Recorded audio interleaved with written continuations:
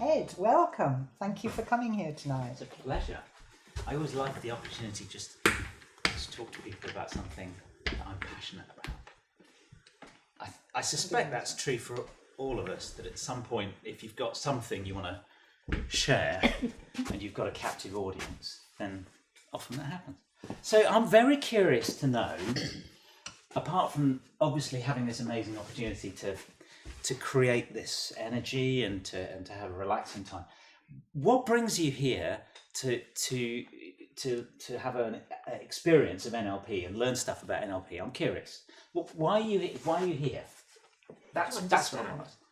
Pardon? To understand. To understand. Nice. We can do that. Anything else? Any particular things that come to mind that you brought with you that you would like to leave with, like an answer to a question or something around NLP? Because NLP is one of those topics which I've understood has lots and lots of different meanings, and people have lots of different experiences of it, and some people think it's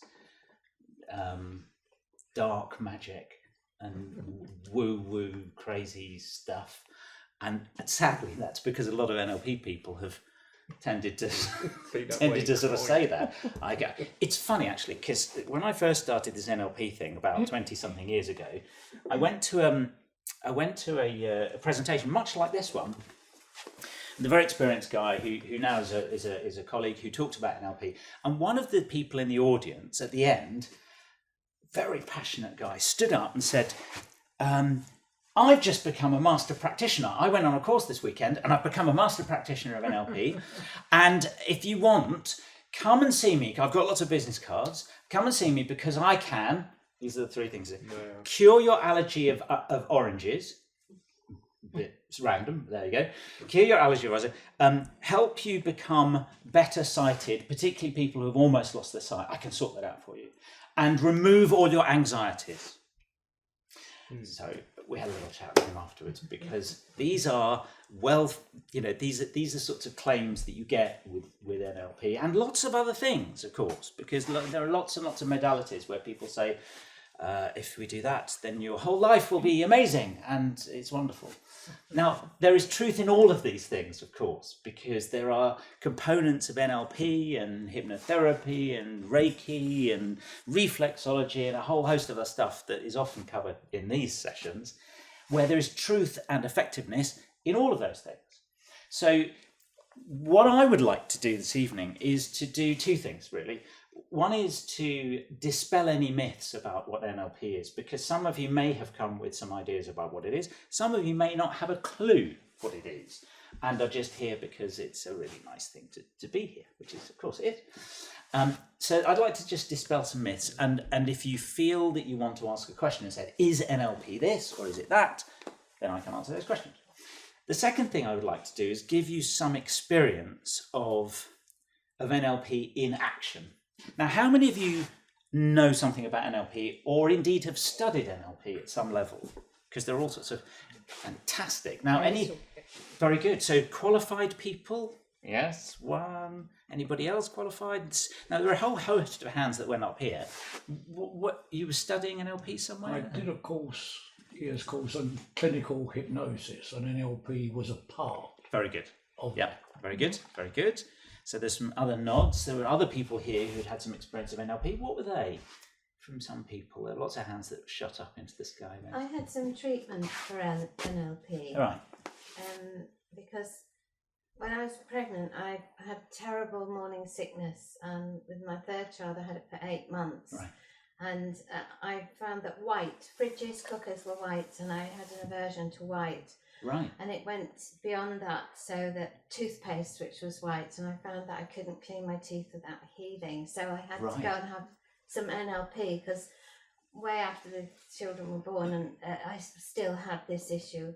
And if anyone spoke to me when they were cleaning their teeth, that was just terrible. Right. Still happens now. Still happens. So Right, that's I went interesting. to have NLP, and I also worked social services, and I had to go and visit people.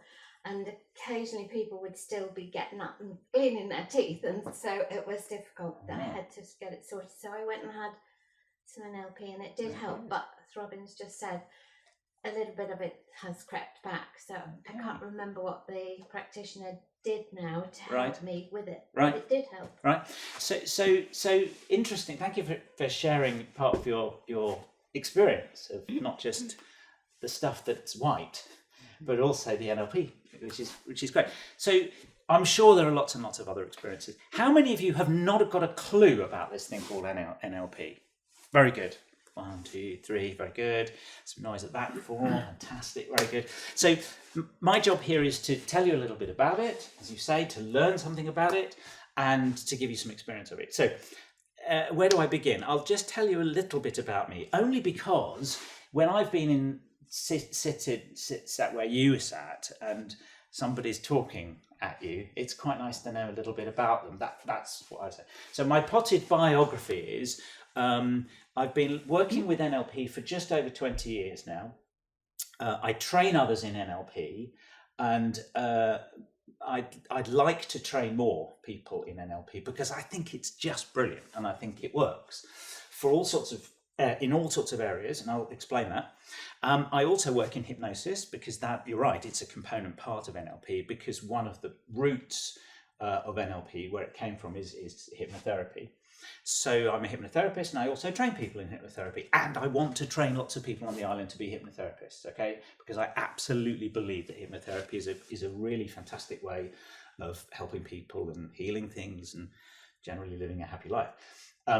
So in the NLP and hypnotherapy area, that's what I do. And most of my business is sort of split between two things. I'm a therapist in one area, and I'm also a leadership coach in another area. And I don't tell my corporate clients that I'm doing therapy with them because they freak out. And I don't tend to tell my therapy clients that actually what we're doing is coaching, because it's interesting. I think it's interesting how sometimes terms can create a barrier to people's understanding and access to things. There are people that I work with in the business world that would never dream of coming and spending time with me if they thought it was therapy. But actually, a lot of business leaders do need some personal help because it's sometimes very lonely at the top, and there's all sorts of other things that go on.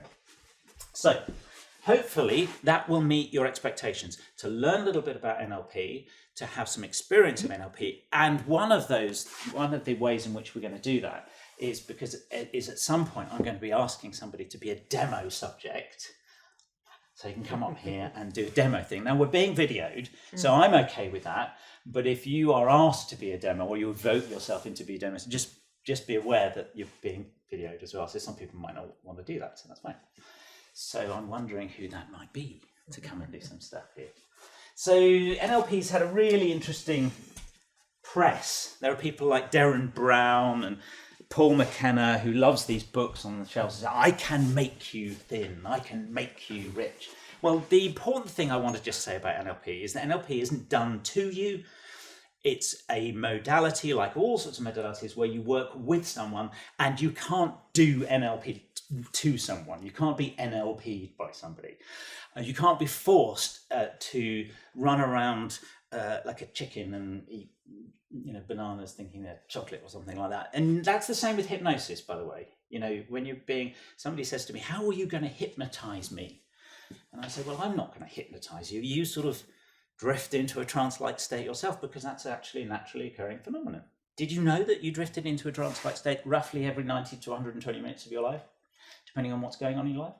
Anyway, so maybe you are now. That's right. Explains it. Well, you could do this whole session completely in trance if you want to, and then come around later. Just wake up and understand it in a different way. That's fine. You can do that if you wish, or you can remain half conscious about what we're doing and half unconscious. It's your choice, is yours. It's fine. So the press around NLP has been really interesting. It's not currently one of the things in the therapeutic area that is recognised by NICE in the NHS framework. It should be, and we're working hard to do that. And the reason is no more than we don't have enough evidence base yet for it. But we're getting there, which is really useful. I can tell you a little bit about that after the session if you want to know. Particularly an NLP process which is removing all PTSD symptoms while keeping the original memory of the event absolutely intact within a 40-minute intervention. Okay, very interesting piece of research we're doing in the States at the moment, and this is keeping PTSD symptom free for over 3 years so far. So, very good. So what is it? Neuro-linguistic programming. That's what NLP stands for. Neuro basically meaning our neurology, which is not just the stuff that goes on in our brains, but every single neurological aspect of our existence. And we were talking earlier about M-braining, multiple braining, and that's one of the things that's recently come out of NLP, noticing that actually we have different intelligences working in our neurology in lots of different ways. So NLP is about neurology, it's also about language, the L bit.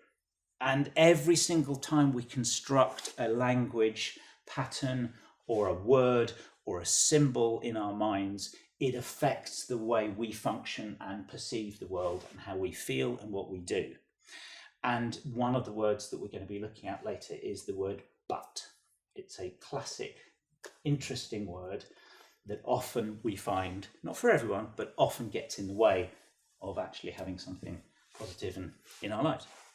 So we study our language, and one of the things I'm hoping to do in this session is to show you the language patterns that I'm using very mindfully and consciously, because it's really important that what I do here models NLP for you as best I can.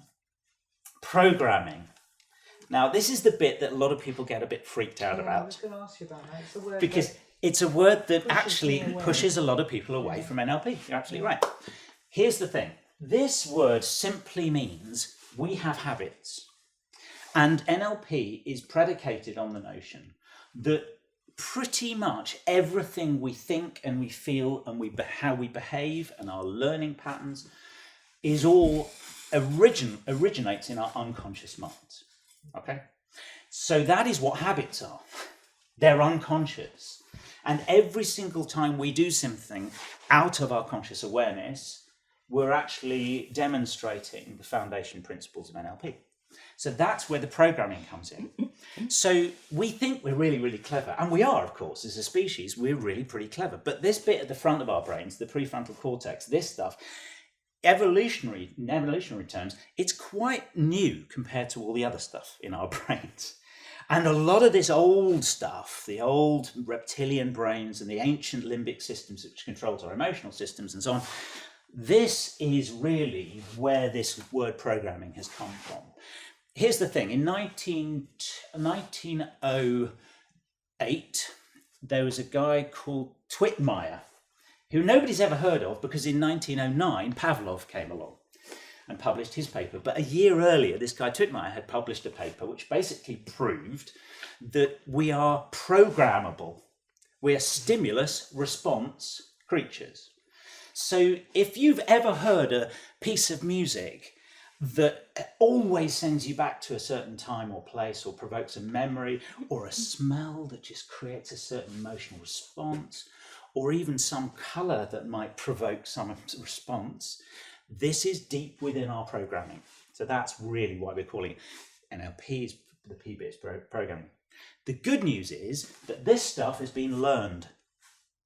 That's what habits are, they're learned. And anything that's learned can be unlearned, relearned, changed. And that's what we do in NLP.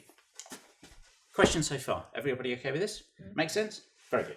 So believe it or not, there may be things going on right now for you which at some level is being triggered. Some habitual feeling, thought, idea, where even when I mentioned something about coming out and doing a demo, I wonder if anybody had something which went, oh, I want to do that. Or somebody else that said, don't get me out there doing this stuff. And I bet you didn't think that consciously, it just sort of happened. Okay. So the nice thing about NLP is that we learn these things, so therefore we can unlearn them. Right. This is where, as Jana says, it gets very serious, because it is a very serious subject, as you can tell by the way I'm presenting it so far. You might want to take one of these. Thank you. And pass them around, if that's all right. There you go. Still awake? All right. Yippee! Very good. So here's the thing. We have to, well, we don't have to, but I'd like to just throw a little bit of theory your way so that we can understand how NLP evolved, really. Now, the essential thing is that NLP has always been a bit of a hybrid, okay? So it came from therapy, it came from systems theory with mathematics, it came from linguistics, and it still does this. So in 1970-ish, at the University of Santa Cruz in California, two people met up, Richard Bandler and John Grinder, and they got together and they got curious about one thing: human excellence in terms of behaviour. They wanted to know how it was possible that people who were really, really, really good at doing something were really, really good at doing something. So I don't know if it's the same for you, but whenever you go to somebody who is just brilliant at something like golf or whatever, and you say to them, I'm amazed, you seem to get consistently brilliant results every single time. How do you do that? Often people who are actually brilliant at that sort of thing, they answer like this. They go, I don't know, I just sort of do it. Yeah? Because they're just in their zone, you know, and they just do it. But for Richard Bandler and John Grinder, they thought that's not good enough, because actually we really want to know. We want to know how it's possible that somebody could consistently replicate great results in their lives. And this wasn't just business or sport, or it was everywhere. So you might want to just consider as a takeaway now, what are you brilliant at? I mean, absolutely consistently brilliant at. And do you know why? And do you know why enough so that you can share that with somebody else? Because this is one of the reasons I do NLP, because I come across somebody who has this way of doing something, and I say, how do you do that? And often we use NLP to model that, to extract what's happening. So what's happening with an individual who does brilliantly is certain things align. And what things align? Things like our values, our beliefs, our behaviors, the environment, the tools we work with. But sometimes when you're in the zone, you just don't quite realize that those things are coming together, which enable you to be brilliant at what you're doing. So NLP originated in that area. So what these guys did is that they went to a few people, two in particular, who were exceptional at what they did. One was Virginia Satir. Now, Virginia Satir is regarded, I guess, as the founder of family therapy. She was a therapist, and she was a family therapist. And one of the things she did, which has now been replicated in NLP, is that she asked questions. She asked questions that were so interesting that the clients she worked with began to become aware of stuff that they had deleted from their conscious awareness. So a family would say, it's just terrible. And she would say, what's just terrible? Because as far as she knew, it could mean anything. And that was the thing. It pretty much could, until you got down to the specifics. He's always terrible to me. Always? Has there ever been a time when he's not been terrible to you? Okay, so there was this one. Yeah. So human beings have this habit of generalizing information. They have this habit of deleting information. I guarantee you that over 80% of the words I'm saying to you, you will have deleted already. They're just gone. Which is really useful for a presenter, because you can tell all sorts of bollocks and no one will know, which is great, really.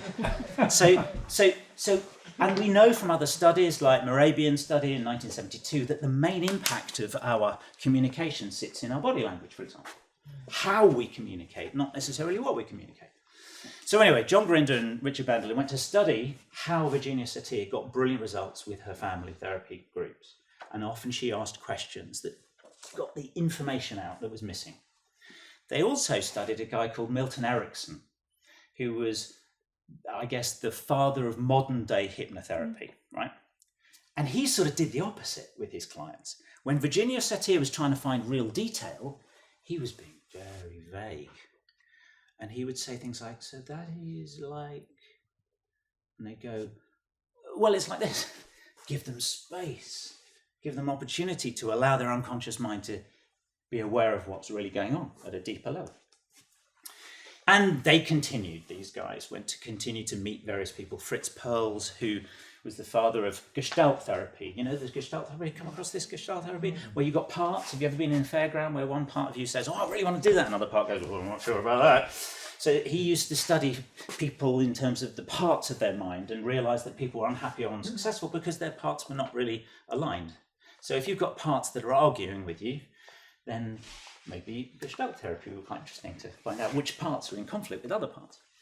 So NLP evolved and still is evolving by taking the best practice of all sorts of things and then creating, if you like, a load of methods and ideas. Now, the picture in front of you basically demonstrates what this is all about. I've put it up here, not very well, because I'm not very good at drawing faces. This person is obviously got a very, very big brain, top brain, and a very big nose, and a really excessively large chin as well. Anyway, so you've got a better drawing than anything. But here's the thing.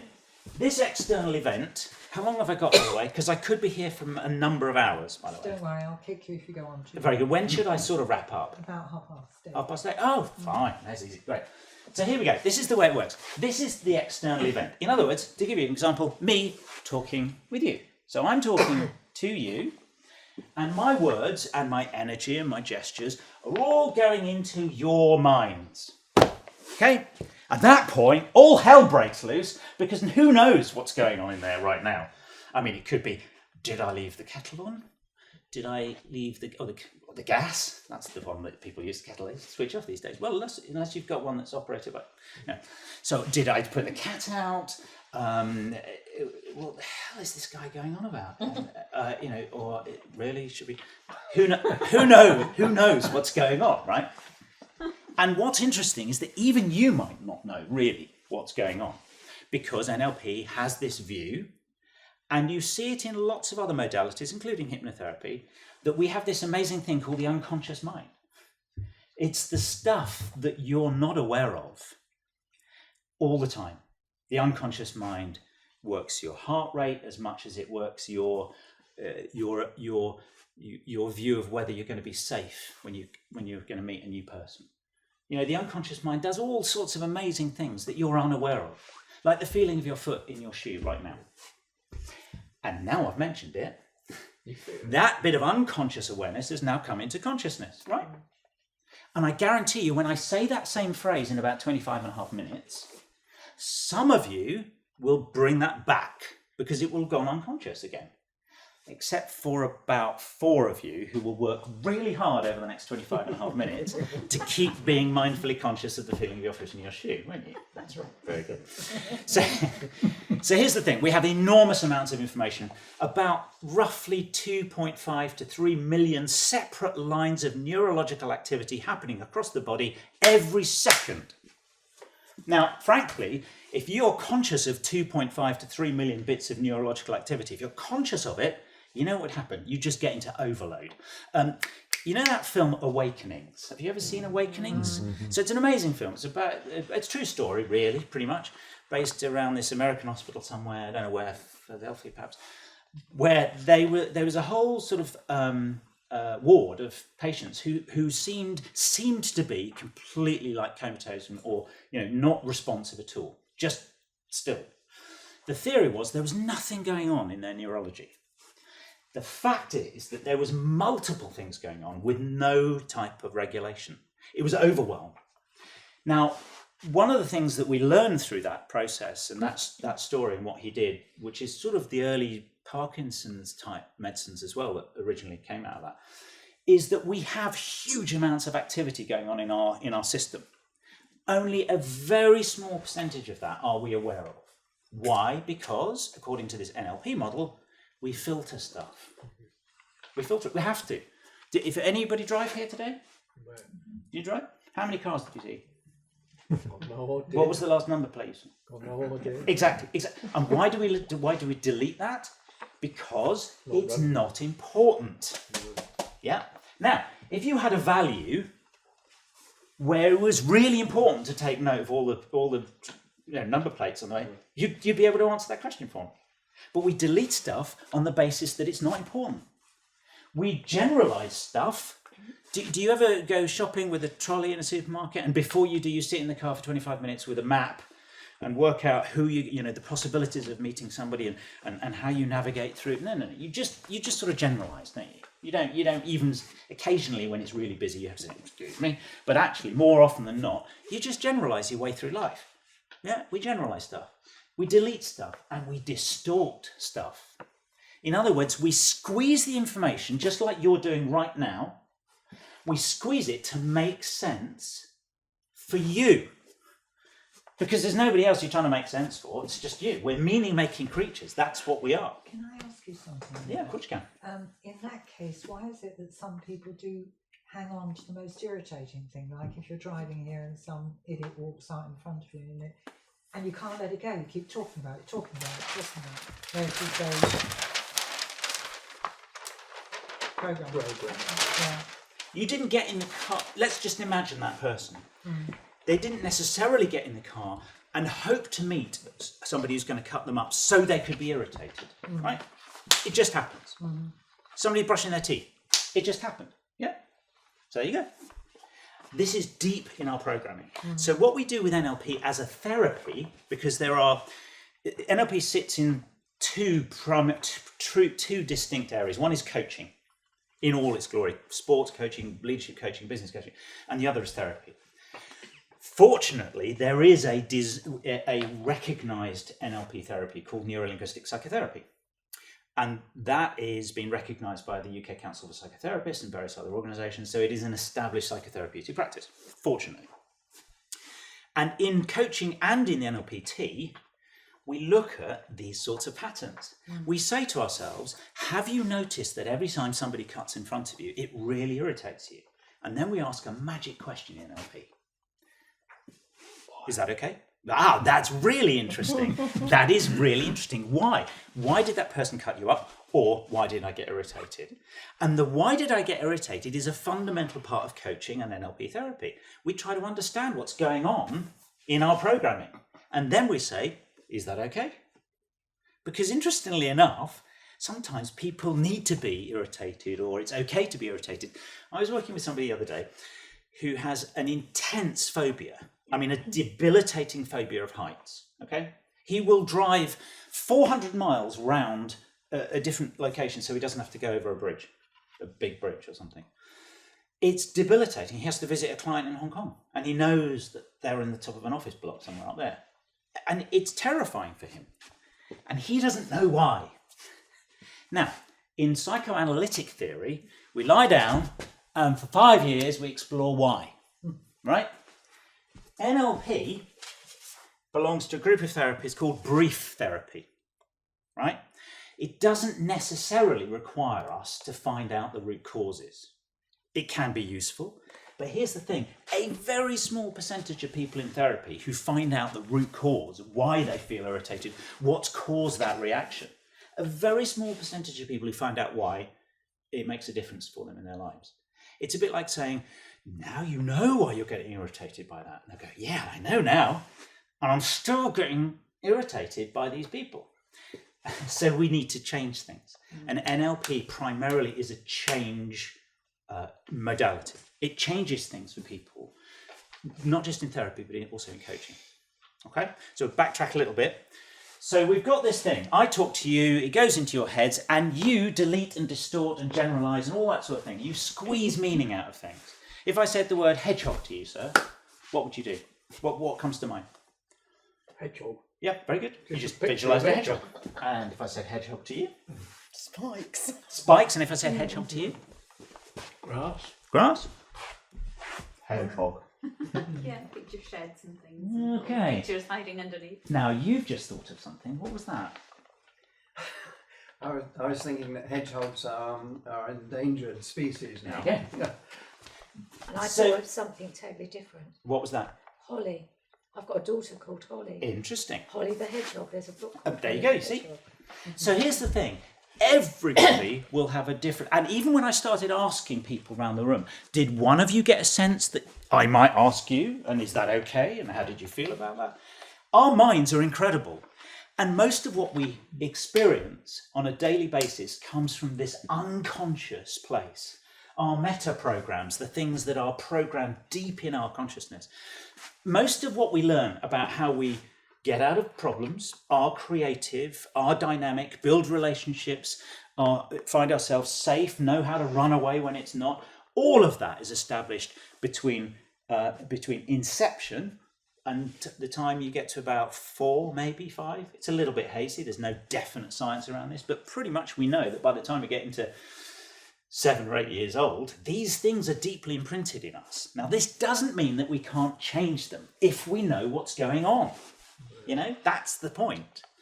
So NLP is not an exact science. There's an art to this. And part of the art of using NLP in either coaching or therapy is to work with someone and ask them enough rich questions that allows them to become aware, first of all, of what the issue is, because I don't know about you, but sometimes there's just this feeling that things aren't right, or, you know, this has been like this forever, so it's never going to change. We make meaning. We create stories about our lives. The narrative of our lives is really interesting.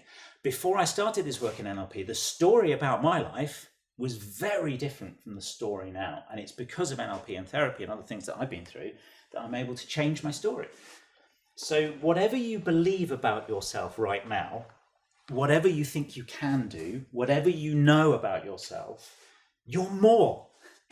You know, you're more. You were always so much more. And in NLP, we start with a basic premise. Change is always possible.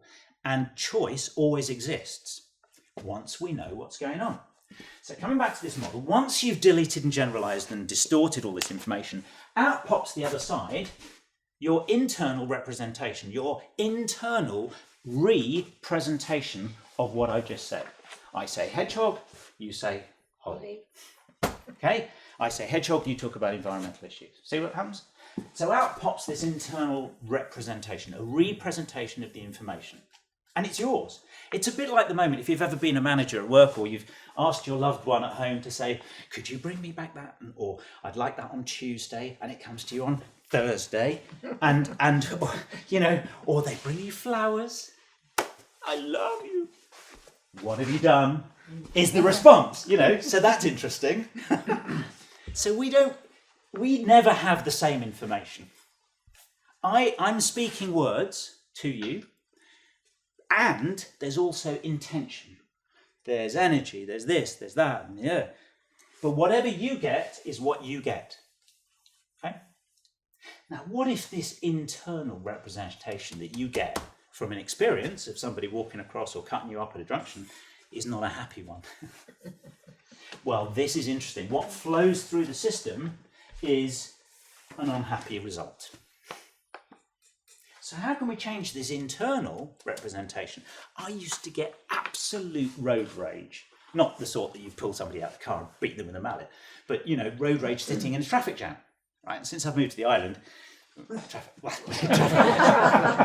traffic, really? I mean, I now know why island people talk about traffic jams when it really gets messy and there are at least 15 cars in front of you. You know? It's going to take you at least another 7.5 minutes to get home. I get that now. But when I was living, you know, on the big island and I was stuck in M25, I used to get really mad. Really mad, because this is a waste of my time. But what happened was I found ways through my partner and my therapist and other lovely people that I've met of changing my internal response. Because here's the thing. You can never change this. You might be able to influence it to a degree, but what can you change? How you respond to it, how you behave, how you internalize that, what you do as a result of that.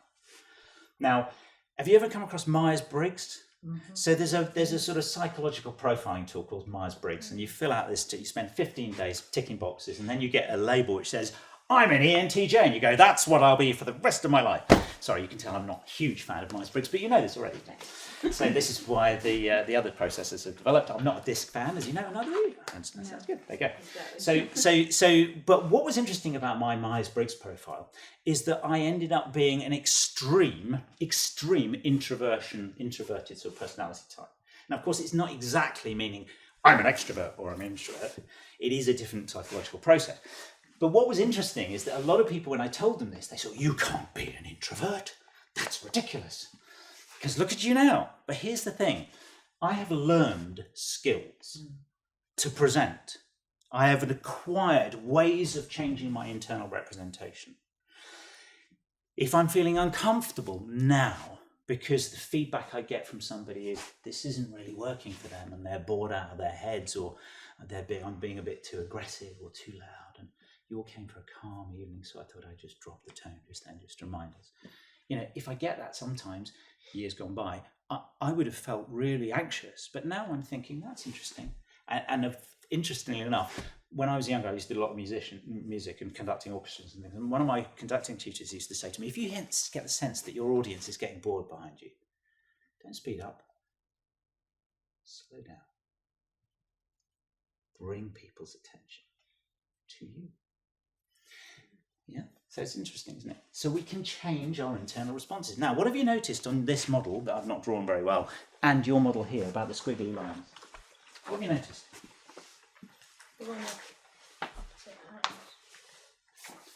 Up and down. They sort of go they go in both directions. They go down and then go back. Yeah. In a circle, really. Exactly. Even though it's a straight So line. over on the left-hand side of this model is what it's all about. We can change our state. Now, the word state in NLP basically means how you think, feel, your entire sort of mind, body in the moment. So just for a second, as we did almost with the body scan, what state are you in right now? You don't have to tell me, just become aware of it. And one of the NLP phrases that we use in training often is, are you in a right state, or are you in the right state? Interesting how words can make a difference. Yeah. So just checking in with ourselves about state. And this thing called physiology is interesting.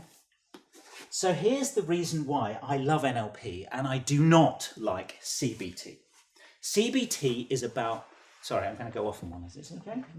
Carry on. Very good. Next time you get a CBT therapist here, please invite me. Not that I'm going to throw, mushrooms, but CBT is really about cognitive work. It's about using our minds to reframe things, and that's great, but it's not the whole picture. Our bodies, our intelligences, our ability to be in the right state is not just how we think. It's how our bodies feel. It's where our intelligence is in multiple areas of our. Your heart has a different type of intelligence to your head. Have you ever noticed that? Mm-hmm. You ever had? And it comes out in our language. NLP, yeah, comes out in our language. You have a gut instinct about something, yeah. Do what your heart says. Oh, I'm not sure what I'm thinking right now. These things are connected, and they have different intentions for us. So when we change our physiology, we change our state. So here's the thing. You've just done a bit of a checking in, and you've probably given yourself a couple of words, or a word, or maybe even a phrase that describes your current state right now, yeah? So I invite you to just do that. Now stand up. Turn around and look to the person to your left, or right, doesn't matter what. Now notice something. Notice that your state has changed. Yeah? Has it not? Yes. Right, fine. So have a seat, very good. And notice that as you sit down, your state will be changing again. Now, sometimes it will be radically different. Sometimes it will be subtle. But here's the thing. Have you ever heard this phrase, well, if you're feeling a bit anxious, shoulders back, these are linguistic expressions of how when we change our physiology, we can change our state. And in NLP, all learning and all behaviour comes from state. All learning is state dependent. You would learn nothing and be not engaged in any of this stuff if I were doing this. Right? NLP started in 1970 in America, in Santa Cruz. And it was very exciting. And I really feel very excited to share this with you. And go, So if I bore the pants off you, if your state becomes, I'm bored, you don't learn anything. You don't engage. Learning is state dependent. Behaviour is state dependent. We know this.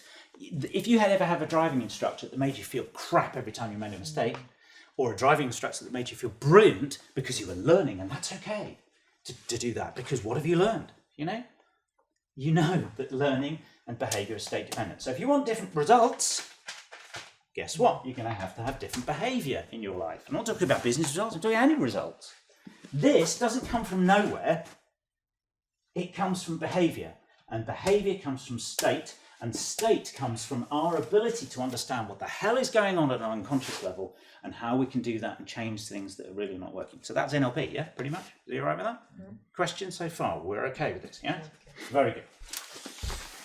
And are you still okay with the issue that you brought? I mean, you could come for therapy if you want, if there's somebody that's...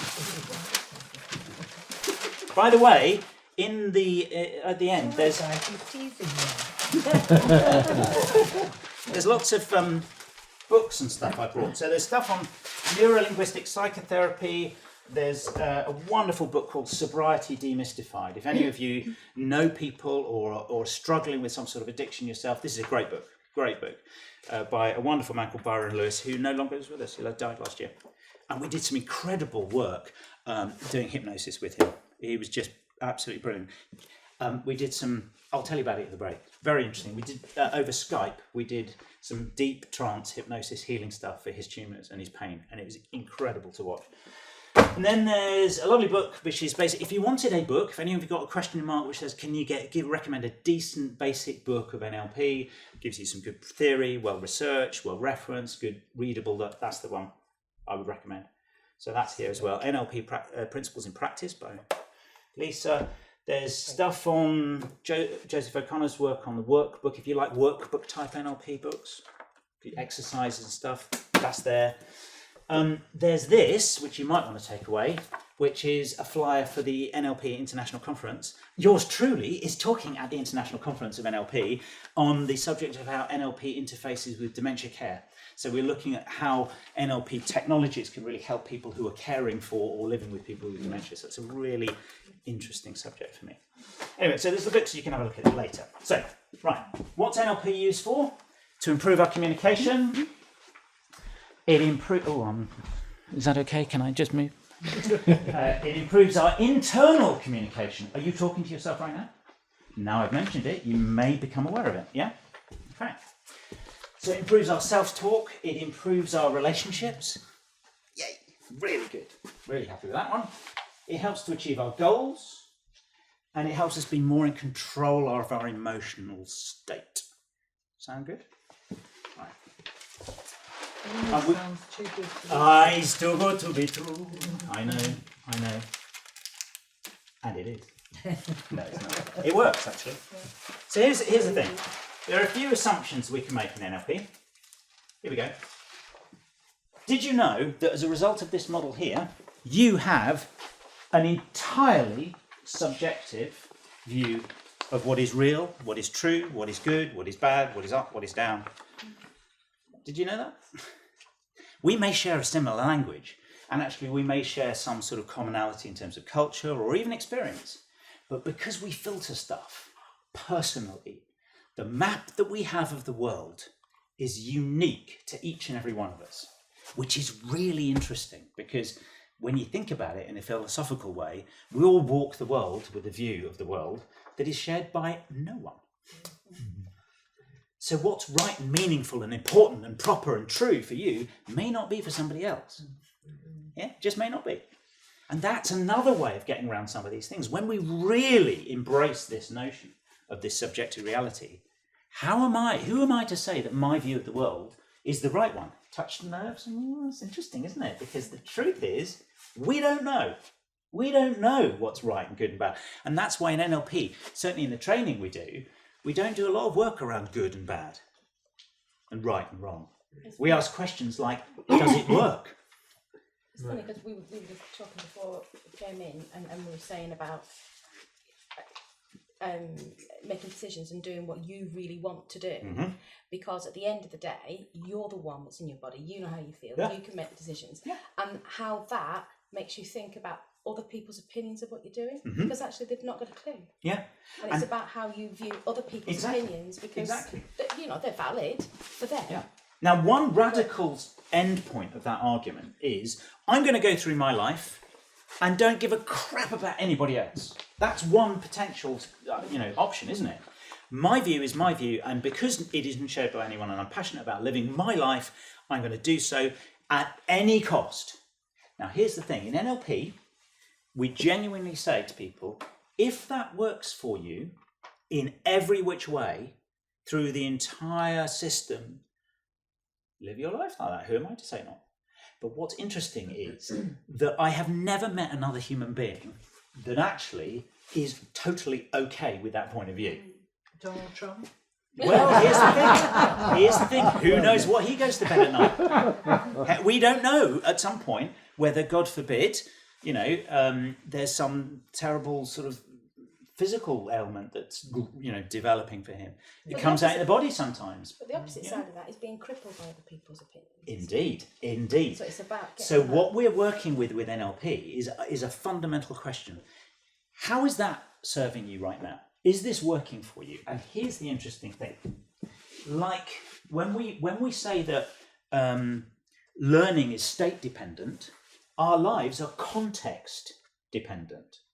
So in other words, you could feel X, Y, and Z and absolutely believe this and behave in a certain way in one context, but in another, it doesn't matter. Here's an example. Here you go. This I'm holding on to here, and at a value level, I think this is really important. So important, I will fight to the death. If this was the last bit of water, and I had my child there, and I'm in the Sahara Desert, if I'm standing on a hillside in Brecon in South Wales in August or in October, that value around that opinion about that changes. We're context-driven human beings. Your state is going to be dependent on all sorts of things, including context. When you go out there later, just because you've moved environment, the context will be different, and your state will change, and your attitudes and your beliefs and everything will change. So NLP has no fixed point, except to say these general principles. If we really embrace them, how does that impact our relationships? So finding the balance between what works for us and what works for other people is really interesting. So there's a book out years ago, 1950, Eric Byrne, The Games People Play, and that developed into the 70s, called I'm Okay, You're Okay. It's quite a famous book on it. And the notion is in relationships that actually, generally speaking, it is very rare for a Hitler or whatever to appear in normal society. Most people like to have relationships which is I'm okay and you're okay, because it perpetuates most people think this, my mother used to say to me, it's human nature that we fight each other. No, actually it's human nature that we don't. It's profoundly human nature that we find connection because we're safer with connection. There's nothing mysterious about it. We're safer when we like each other. It's an evolutionary fundamental, So part of what we're doing in NLP is to ask the question, is this working for you in all contexts? Now, in therapy, we can ask the question in the other way around. How is this debilitating phobic response affecting you when you walk upstairs to your bedroom? It doesn't at all. That's interesting. You're frightened of heights, but you go to bed upstairs, up 2 flights of stairs or whatever, and you're not affected by heights when you look downstairs. No. Well, why not? Let's find out. Let's find out what makes that context so useful where another context makes that completely debilitating experience for someone. Because actually it's still you wherever you go. The book, the John Kabat-Zinn book, wherever you go, there you are. Yeah, it's a very interesting title. So, the reality is that in NLP, we just try to educate the mind of the individual to take note of what's happening. And one of the things we're taking note is that it's a subjective view. The power of the unconscious mind, I think we've touched on it. Cause and effect. So on your sheets, somewhere, I think it's on the second page maybe. Yeah, there we go, cause effect. This is one of the fundamental principles of NLP we use in therapy and in coaching. Now this might well be the most challenging and the most important thing that you have ever experienced ever in your life. Page 2 of this document. The question at the bottom of that page. Just how much at cause are you living your life? Now by cause and effect in NLP we basically mean this. If you're at effect, you are literally at the effect of everybody else's opinions. Your life is being driven because other people are either telling you what to feel or they're making you feel this and that. How many times have we said in our lives, oh, she made me feel, or he made me feel, or that made me feel when they walked out in front of, or cut me off. He made me angry. No. I can't make any of you, I cannot make any of you, in neurobiological terms, I cannot make any of you interested, upset, happy, sad, bored. I can't. You do that. I can create some conditions which give you more opportunity to access some of those states. But you're doing the neurology. You're doing the problem. You're doing the life. Yeah, makes sense? So in NLP, we insist that people subscribe to the view that they be at cause. If you're not getting what you want from your life, guess who has to pay attention to that? Not really. We do. Yeah? Principle number 4, projection. Perception is projection. It's a bit of a mindful, this one, to explain it, but basically, Carl Jung was one of the people who basically said that if you are wanting happiness in your life, then at some level, you know what happiness is. Otherwise, you wouldn't know what you're looking for. Yeah? And he also suggested that we're constantly projecting our view of the world to everybody else.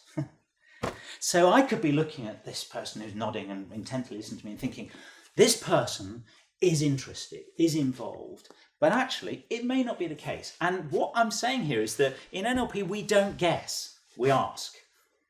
We don't guess. But it gives us a space between the experience and our response. Somebody just says, "Oi, you!" And I'm not going to say, he hates me, he wants to kill me. He could well be saying, there's a 10-ton truck coming down the road without its brakes on. You better get out of the way. I don't know. But it gives me an opportunity to choose my response if I recognise that actually all my life I'm constantly projecting what is real, what's not. I don't know what you think of me. I don't know what you think of this topic. So I'm not choosing to second guess you. I'm just doing my thing. Yeah? The meaning of communication is the response you get. Let's look at the flower thing. Here, have some flowers, darling. What have you done? Now, here's the thing. In NLP, we stick to this. We say that whatever response you get, that's your communication. Which is really interesting, because if you take that to heart, you say, well, actually, if I'm not getting the response I want from this other person, guess who's responsible for changing something? Yeah?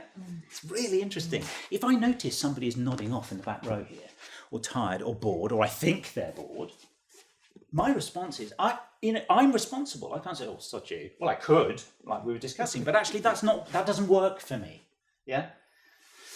Mind-body connection. I think this group knows that. We have a connection between our mind and body, which is one of the reasons why I'm okay with CBT to a point, because it excludes all the bodily stuff. People are not their behaviours. Did you know that? People are not the same as their behaviours. There's something, and when you think about that at a therapy level, it's really interesting. You can work with someone and they say things like, they say this phrase. They say, I'm sad. Right? I am sad. I am.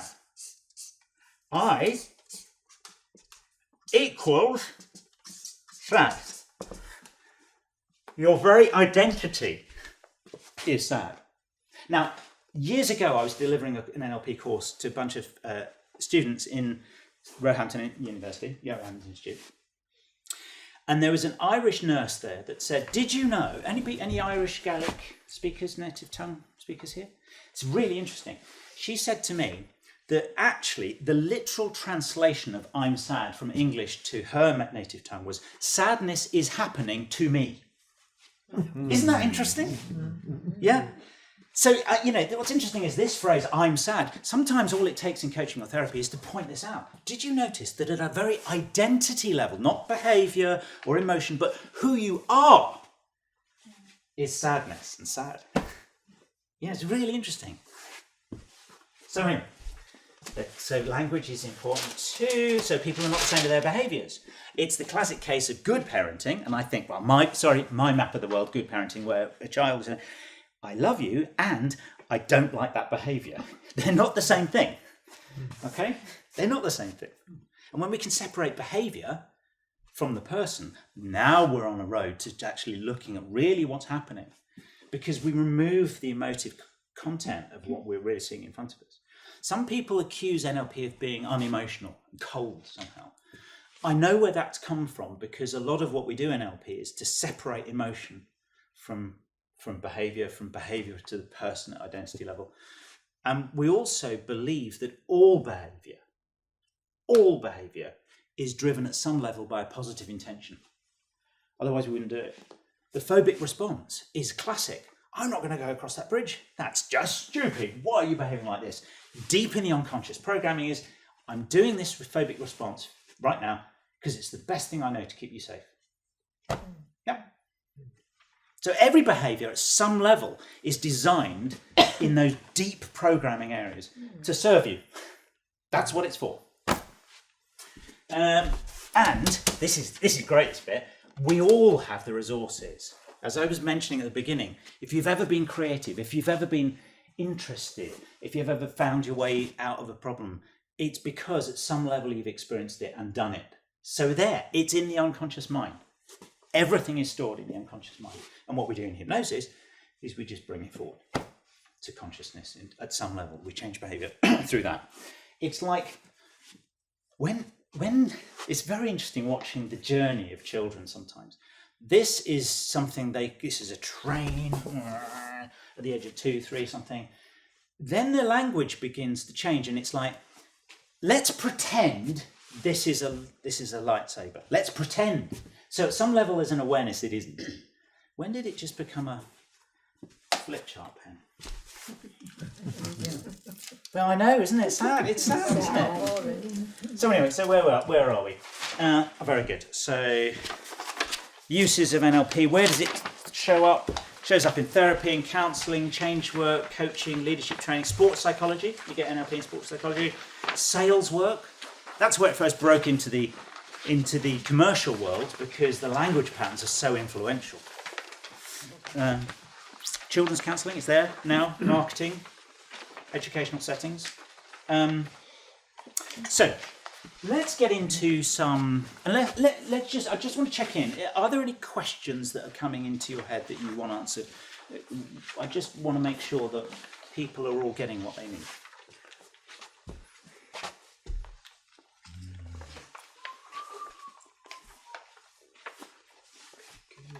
Very good. So let's get into some experience stuff. We'll come to the smart stuff in a minute. So look, I've given you the smart thing. What's that page? The third page. Isn't it? Yeah.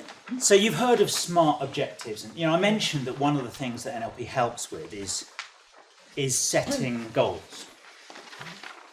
Interestingly enough, if I had £1 for every time I sat with somebody in coaching or therapy and said, "So, what are your life goals? What are your business goals? What do you plan? What are your plans?" And they'd said, "Don't really know." It's really interesting. We just generally don't make plans, and that's for all sorts of reasons. Well, people do. Some people don't. In NLP, it's a very outcome-driven process. It's a change process. It's an outcome process. And we've heard of SMART goals, yeah, where they're what is it? Specific, measured, time-bound, all that sort of stuff, achievable, blah, blah. So in blue, I've just added a few from NLP. Okay, so I've just added a few. So let me just grab is there a spare copy so I can talk it? Thanks, Dan. So in NLP, we also have to say that they're short in terms of, certainly in terms of the way we construct our language. It's not like, what goal do you want to set for next week? Well, I'd like to find myself in a situation where you lost me already. So specific, short, simple, and described at a sensory level. Now, here's the thing. We have, in the sort of classical tone, we have 5 main senses. We're up to about 10 now. Do you know about this? Yeah, anybody else done any research on sort of sensory stuff? So we're talking about, there are 5 basic ones. Our sight, our hearing, our taste, touch, what else? Smell. Now, here's the thing.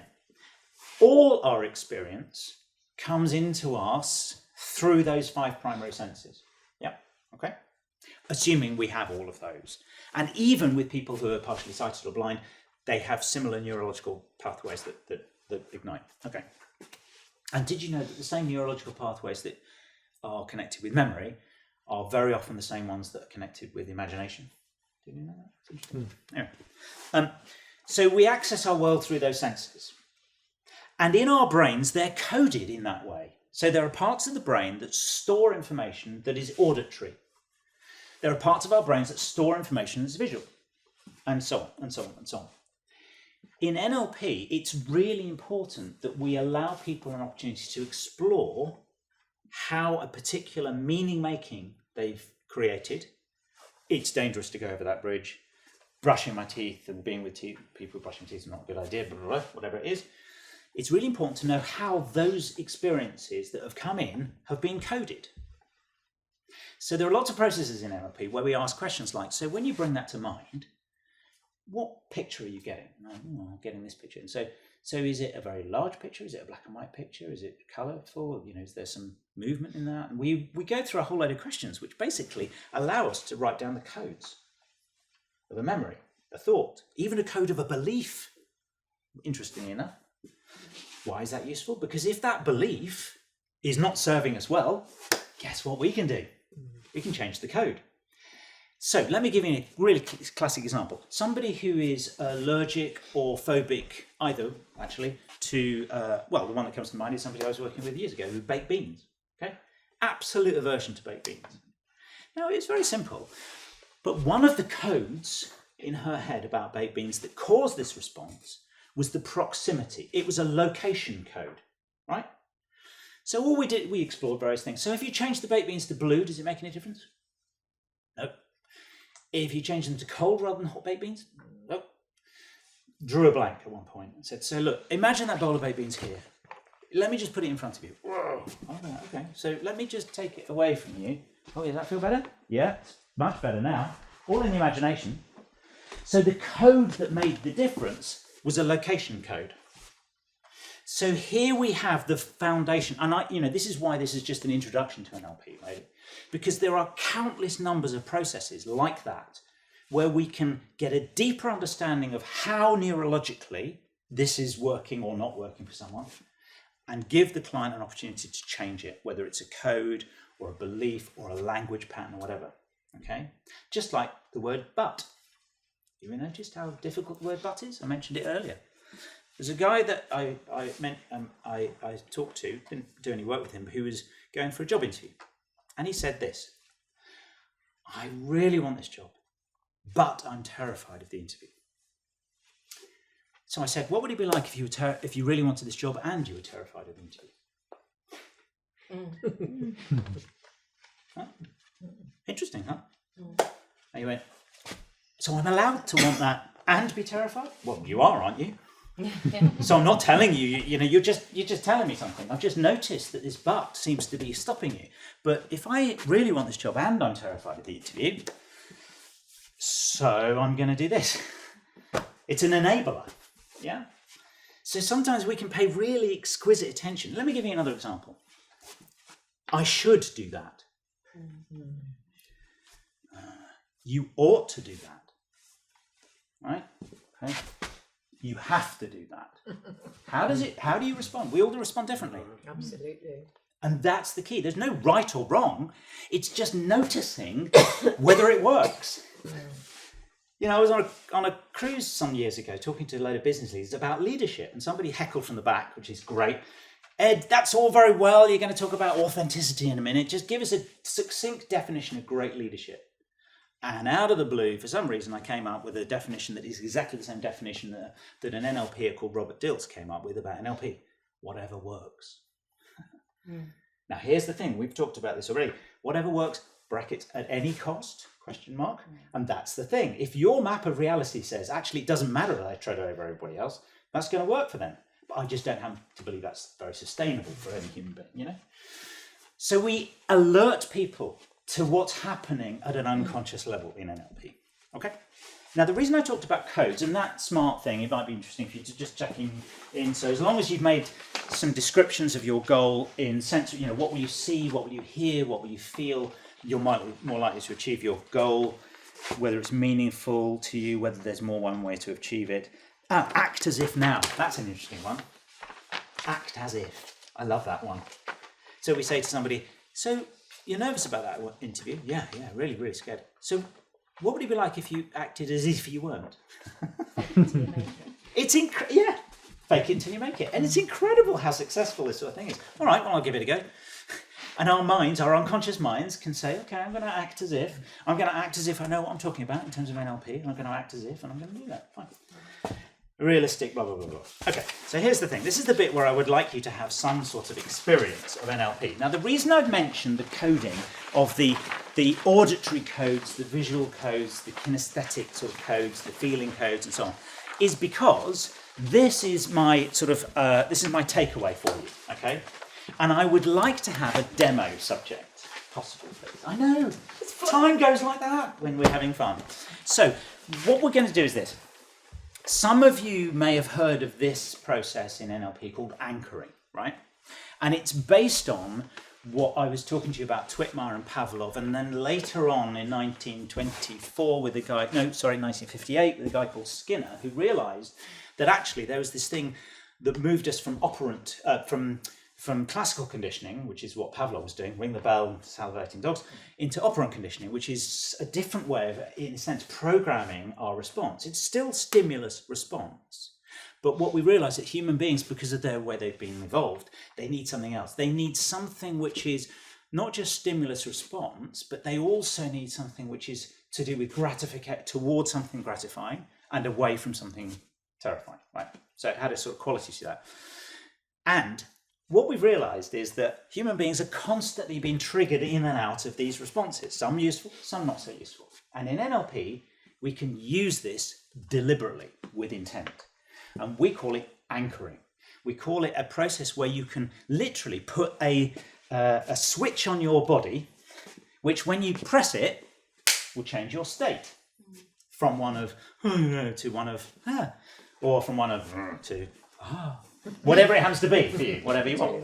So this is interesting. So the other day I was working with someone who every time his kids get involved in the cooking process, he gets irate, not because they're involved, because he loves that, but because of the mess. You know, it's just, I can't bear the mess. That's where it is. So he now has this really interesting little point where he presses it here, and he's become calm.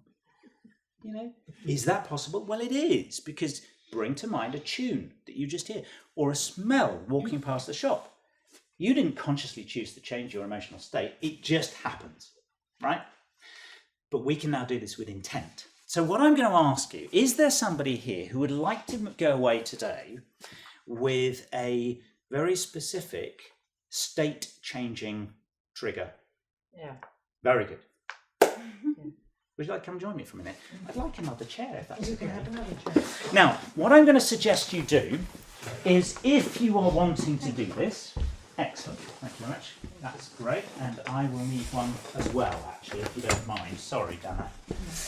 Now, in order that you all get an engagement with this, all I'd like you to do, invite you to do, you don't have to, is to do the same as we're doing while you're watching it, with somebody next to you, if you wish. It's entirely up to you. Now, before we get going, I would like to say something that I think is really, really, really, really important, okay? I have seen lots and lots of demonstrations of lots of different types of therapies in lots of different places. And my school of NLP insists that we really are very, very respectful of what we call the ecology, the general respectful integrity when we're doing this work. And I would urge you, if you're ever involved and watching something, just to pay attention to how these types of demonstrations are run, and to just make a note that if you ever chose to go train with someone, you make a decision based on whether you think actually they don't just know their stuff, but they have an integrity about working with people. Okay, because I've seen. I wish I could talk to you more about this, but I won't. But it is important that we. And so one reason I'm stressing this is because if you're choosing to do this with somebody sitting next to you, I'd like you to follow some protocols that I'm going to do. I'm going to talk to. So the first thing I'm going to do is I'm going to build some rapport. But we've already built a bit of rapport, haven't we? Because you've been engaging with me and we're okay, and you're okay, and you decided to come out here, which is fine. Yeah. So, okay. And you will have noticed that at some level I'm also consistently building rapport with this person in another way. And everybody noticed? Neuro. Thank you. Very good. We're sitting together and we're doing this. We're even at some level gesturing together, and it doesn't feel like I'm copying you, making taking a piss, does it? No. So fine. So anyway, because it's sort of quite natural. Yeah. Very good. And I'm getting lots of what called yes sets. We're getting yeses. We're getting nods. We're getting smiles. We're getting okay. So actually, I'm thinking this is okay. So thank you for coming up here, and I'm just checking with you. You're happy to do this in full view of these people. Oh yeah. Ah, yes, very good. So similarly, you may want to turn, if you're going to do this, you may want to turn to your partner and just ask them that. Okay. Would it be better if you saw this and then did it? Have we got time to do that? Say that again. Have we got time for me to demo it and then for other people to do that? Yeah. Cool. So you have an idea of a particular emotional state that you'd like to be able to have at will. Yes. What is that? How would you describe that in words or a word? Tomorrow I have my very elderly mother coming home, Right. who can drive me mad just like that. Ah, okay. And I don't want to bite. I want to be able to go, yes, okay, but no, Very good. I'm going to go and do what I want to do.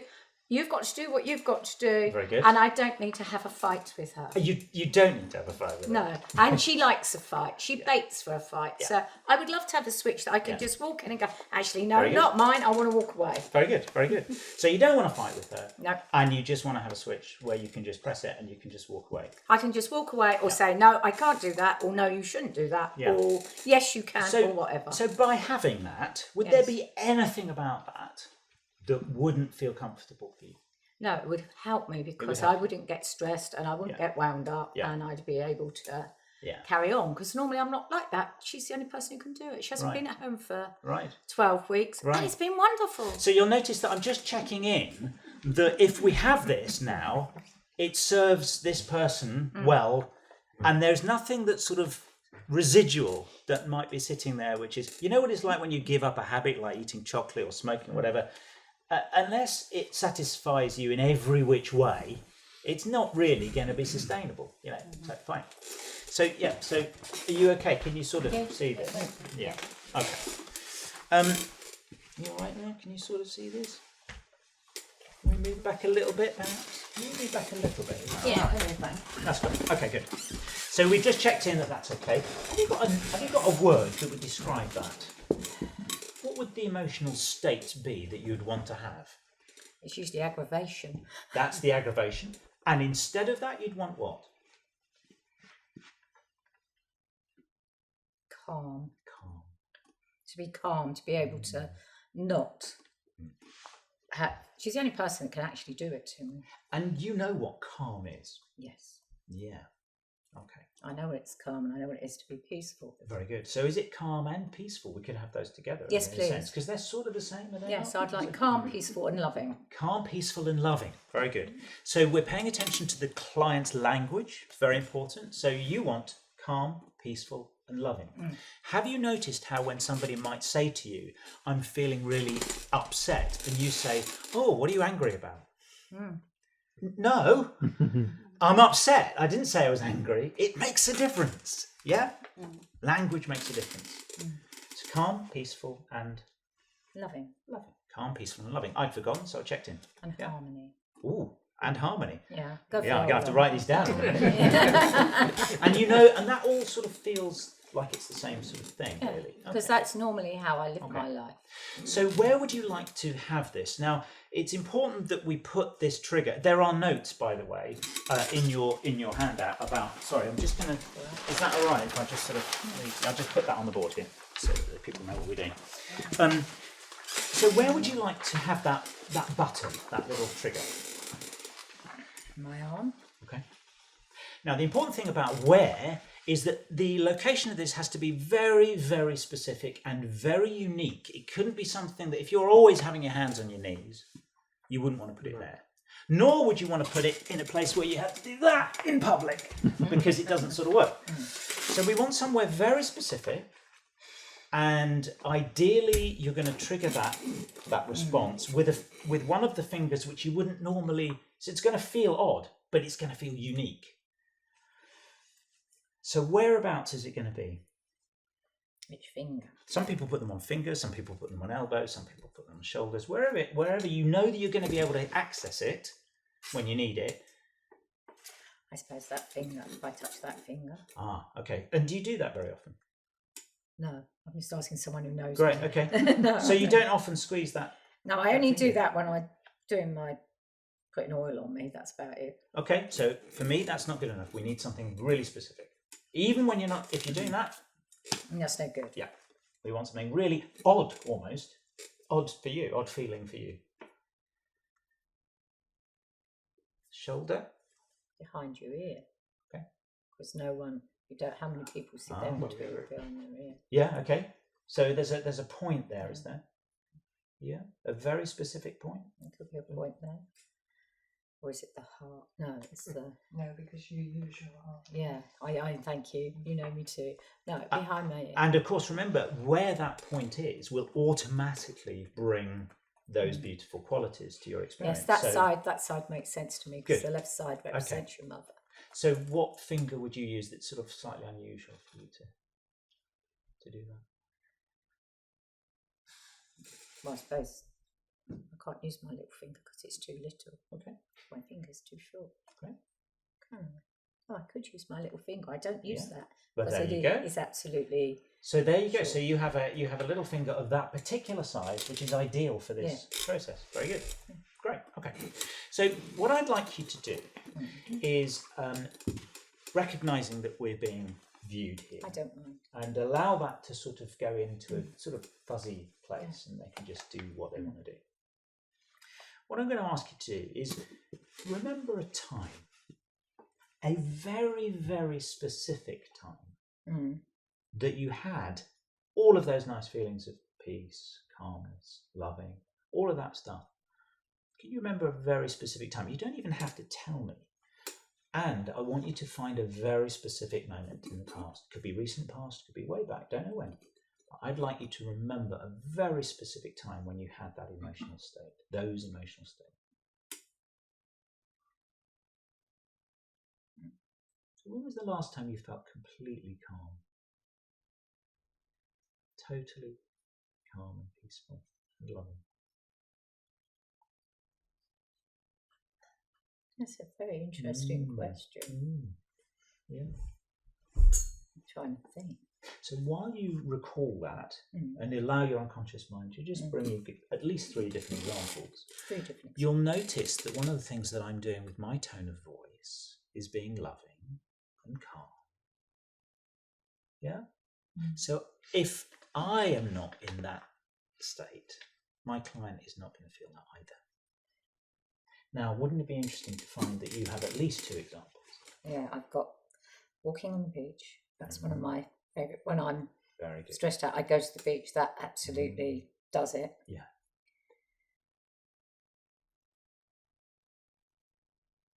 Having special time and going out and doing special things and having lovely meals. And when was the last time you walked across the beach and had that feeling?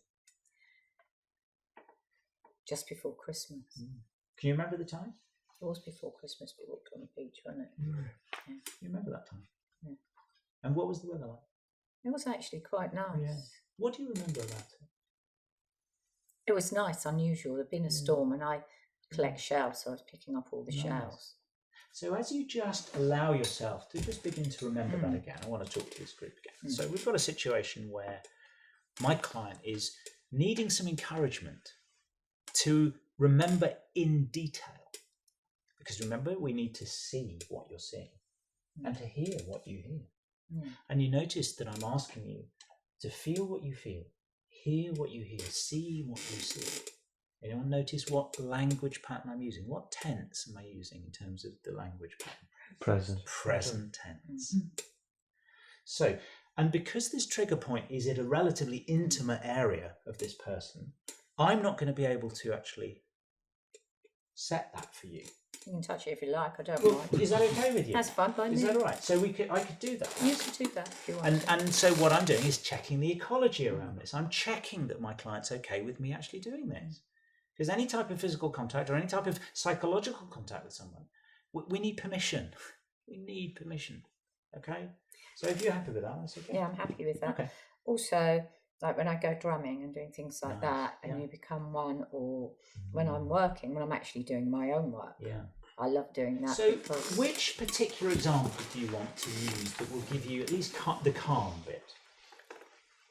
Walking on the beach. Walking on the beach, because I've done that all my life. So let's just focus on calm, because there are other qualities around loving, aren't there? Yeah. You know, and other types of things. And the reason I know that is because my client's physiology changes subtly when she uses different words. They're not exactly the same thing, but they belong together, which is nice. So what I'm going to ask you to do is I'm going to ask you to recall a specific time, that particular day, just before Christmas, wasn't it? When you were walking the beach. And if you can, by all means, you can recall it in whichever way you want to. And I'm just going to encourage you to remember what you remembered in detail. Okay? Yeah. So why don't you go inside for a minute? Very good. And I know this is okay with this client because she's already begun to go inside. And she did so before. And as you go inside now, remembering that this is an opportunity now to actually physically, emotionally recall that, I'd like you to remember that specific time and see what you see now. Hear what you hear. Notice what you notice. There may be smells that you're smelling right now, sensations. And as you remember them in detail, you'll notice that sense of calm coming into the body. That's right. And when you do this, and you notice what you notice in a moment so that it doesn't shock you, you know that I'm going to touch that point just by your ear. And that will be an indication for you to make sure that as I do that, this feeling of calmness becomes so overwhelmingly calm that there is nothing else except calm right now. Okay, and that's right. Very good. And there's calm, complete calm. See what you see. Hear what you hear. Very good. Notice. No judgment, just noticing. And as you realize this calm flooding through your neurology now, very good. And like all emotional states, very good. They come and go, do they not? And you'll notice when you can give me an indication that that calmness is beginning to change into not so calm.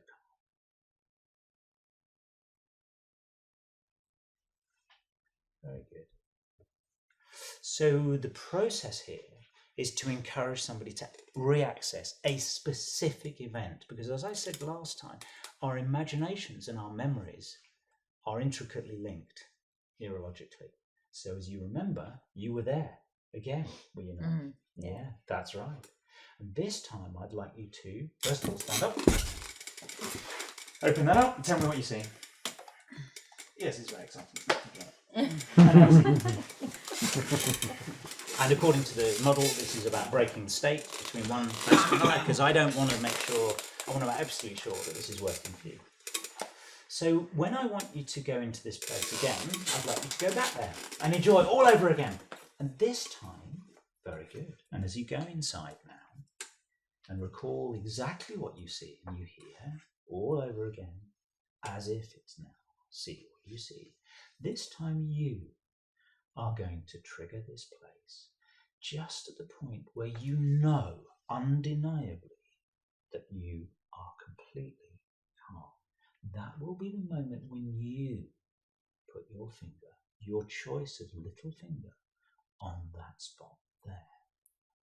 So you can do what you need to do to be calm by noticing, seeing what you see, hearing what you hear.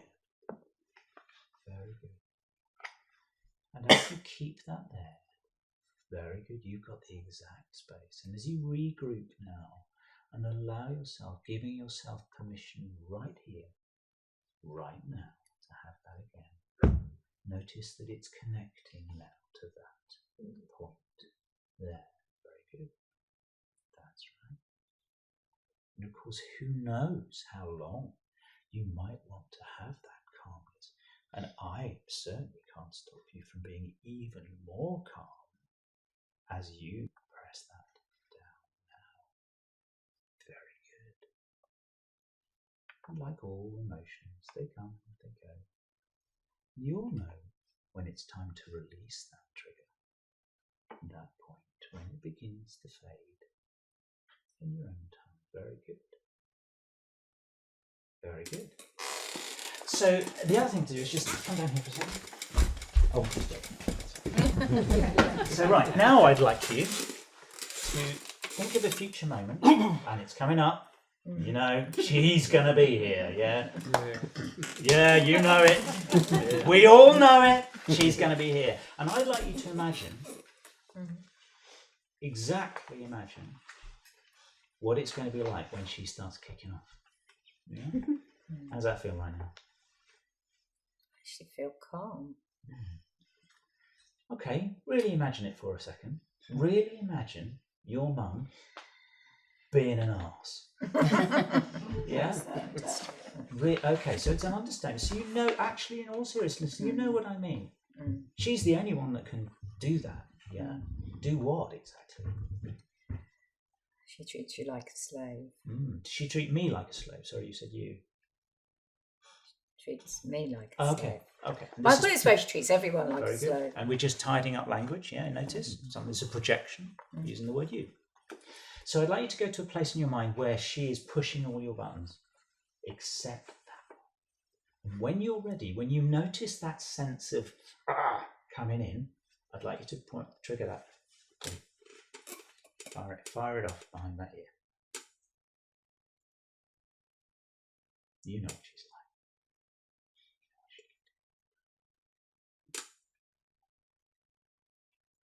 When you know you're getting into that place of getting wound up, and you can get wound up right now, because I'd like you to get wound up right now. And when you're ready, you push that trigger, that button behind your ear, and see what happens.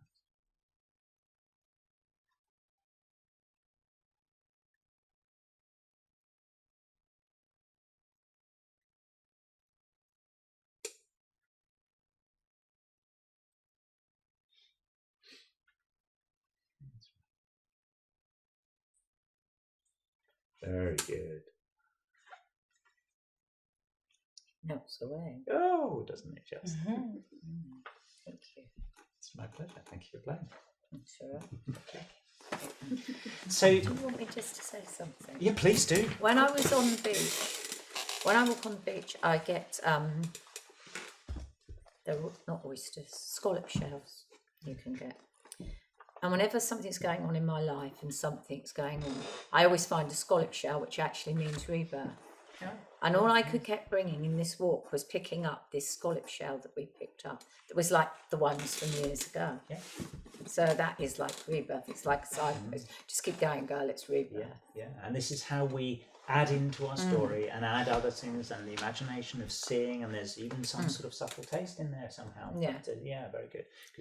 But also, I came here tonight, and when you were talking, I thought, yeah, and I've been going around, I need something to help me to do what I've got to do. Well, there you go. And there was the answer. Nothing's by chance. Enjoy. Thank you. And the nice thing about these triggers is the more you use them, the more powerful they become. Which is great. Carry on. Thank you. Thank you for being demo subject. Is that okay? So, that's good. So thank you for indulging me a little bit. We didn't have a chance for you to do that, but I wanted you to see how it works. And it's one of thousands of processes that we look at in NLP. This is one of the ones that sit in that set, which is sort of coping mechanisms, easy sort of state changing things. And there's other really deep change work we can do as well. So, and you've got in the handout the sort of process. So feel free, enjoy it. Go play with this stuff and have a look yourself. It's not difficult. And no, it's not, because it's a natural process. We are stimulus response human beings, so that's what we're doing. Could you do it to yourself? Oh yeah, absolutely, I absolutely, thought so. absolutely. And the skill is being in the present tense, recreating that moment as if it was happening now. Because your neurology doesn't know any different. It doesn't know whether it was yesterday or when you were 2 or when you were, or when you will be 105. It just doesn't know that. It just has a neurological reaction. So it's really it really works. We can set anchors for future as well. What would you like to be? Oh, well, I'd like to be this. And as soon as the imagination fires up, we're there. And that's the basis of all great artwork and poetry and music. It creates this pull towards something that we, a new possibility, a new future. So look, that's just a glimpse of this stuff. There's something to take away with you. If you do use the anchoring process with someone else, even if it's your nearest and dearest, please go through this sort of ecological, ethical process of saying, is it okay for me to touch that point? And if not, don't. Let them do it. Check that they really want to do this. Check whether if this is going to have something about it which they're not going to like, and if not, change it. So that's the way we work. So thank you for your time. I know we've run on a little bit, and I really thank you for that. If there's any other stuff you want to know, then just come and talk to me. There's some contact details on the back. I'm running some courses over the next few years. If you want to get involved, that's cool. There's some stuff here if you want to read it when you go. Any questions? Or is this process part of brainwashing that was perhaps quite frequently used by the Vietnamese and the Americans during those wars? The short answer is no. The slightly longer answer is that we now know that the language patterns we use and how our bodies express that have a profound impact on the human mind. What we do in my style of hypnotherapy, because Erickson's style was very permissive, so we never tell someone particularly. You're just saying, so you might want to feel that or not. You could do this, you could do that, you could feel this. So, and I truly believe that you can't actually brainwash someone. You can influence to a point, particularly vulnerable people. You can influence, and you can certainly. But with NLP, I would like to debunk the myth that NLP can be used in a very sort of aggressive way to harm people. I just think that sometimes in the hands of some people, NLP is not used very ethically. And therefore, what we're trying to do is create an environment where, I don't know if you know, but I've with 2 other people, we've created, you're aware of this, I think, we've created an organisation which we're going to launch in June for the Isle of Wight called the Becoming Group. So the Becoming Group is a not-for-profit membership organisation where we're inviting to be members, therapists, counsellors, from all modalities, coaches, to join us in this group. And all of those people have to meet certain professional criteria. Because the reality is that although there is some amazing work going on out in the island, there's also a load of crap going on. Absolutely. And people with no regulation. There are people who've come to the island 50 years ago and still practice their work with no supervision, no CPD, nothing. And there is a mixed message about lots of things, including NLP. And because mental health services sadly are shot to pieces on the island, we're trying to create a one-stop shop for all the best therapists and coaches and whatever that we can, to provide information and also access to services. So it's a sort of watch this space thing, which may address some of those questions. Anything else before we have a cuppa? Yes. Can it be done without the language? And the reason I ask is, where I work, we have a therapeutic art therapist. Would you mind awfully if we could just turn your beautiful voice up a few notches in terms of language? Of course, sorry. It's not usually a problem of mine. No, but because I believe that all questions are ususeful for everyone to hear. So your question is? This process, can it happen without the language? The context, where I work, there's therapeutic art therapist, and when she's working with children, it's with children, she will, if they've got a free hand, Yep. as they're doing things Yep. that they are totally involved with and they're totally calm, Yep. and our children don't quite often get a space where they are calm, Mm-hmm. she will literally just, because they're okay with it, she will just, and she'll tell, and quite often she just uses the top of their hand. The straight answer is absolutely yes. Is that the same? As soon as you get, and what I was doing with my lovely client here was noticing her state change as it's expressed in the body. So very subtle changes in breathing, in posture, in tension, in face tone, knowing when that state of calmness was coming in and knowing when it was beginning to fade. Now, the only issue I have is the ecology issue. If there's trusting relationships, and it's fine. Let me give you an example. For years, one of the things that I have done with my lovely wife is that every time she smiled, I put my finger on her chin there. Now, would you believe when she's feeling a little bit depressed, put her finger on there, or she puts her finger on there, good, state change. So that was done ecologically because I know her, and because she gave me permission, because she's also a practitioner of NLP, so she knows what's going on. So the answer to your question is yes. As soon as there is state change, which you can then anchor, which is why we call it anchoring, to a particular place, we can do it. And that's what happens. You may have you smelt something or seen something, whatever, and without any language patterns, it's gone into the neurology, and that's the basis of phobias. There's a young girl I work with who had a phobia of spades, garden spades. Why? Because when she was about 6, she picked up a garden spade and was stung on the wrist by a wasp. And because the action of taking the spade and being stung happened at the same time, these neurons fit together. So the neurons that fire together, wire together. That's what we learn in NLP and in basic neuroscience. So what we're trying to do through this is to unwire things. But that's the basis of anchoring. If you can touch somebody when they're having that response and when they're at peak of that emotional state, and you do it enough times, because one of the things on there is do it enough times, it'll anchor it. Yeah. So that's why we need to be careful when we're inadvertently anchoring not so helpful states with people with our language. Every time you scowl, that's really not helpful for somebody, or it may not be, but without noticing, then we don't know. NLP is about noticing what's happening.